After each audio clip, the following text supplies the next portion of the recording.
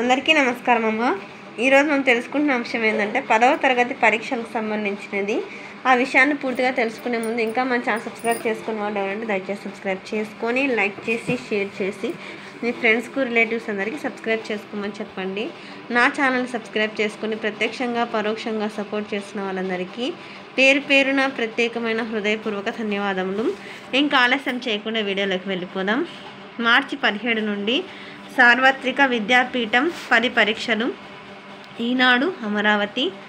సార్వత్రిక విద్యాపీఠం 10వ తరగతి పరీక్షలు మార్చి 17 నుంచి 28వ తేదీ వరకు జరగనున్నాయి.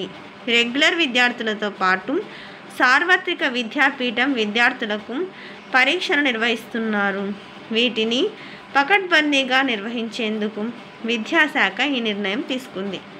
ఒకే చేట రెగ్యులర్ సార్వత్రిక విద్యాపీఠం విద్యార్థులకు పరీక్ష కేంద్రాలు కేటాయించిన గదులు విడివిడిగా ఏర్పాటు చేస్తారు.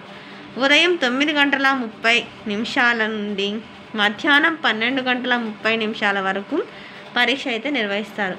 అంటే 10th క్లాస్ పబ్లిక్ ఎగ్జామ్స్ మామూలు రెగ్యులర్ ఎగ్జామ్స్ రాసే స్టూడెంట్స్తో పాటే ఈ సార్వత్రిక విద్యాపీఠం ద్వారా రాసే పరీక్షలు కూడా జరుగుతాయి. ఒకటే సమయంలో నిర్వహించబడినా కూడా పబ్లిక్ రెగ్యులర్ ఎగ్జామ్స్ రాసే వాళ్ళకు వేరు, ఈ సార్వత్రిక విద్యాపీఠం ద్వారా పరీక్షలు రాసే వాళ్ళకు వేరుగా గదులు అయితే ఉంటాయి.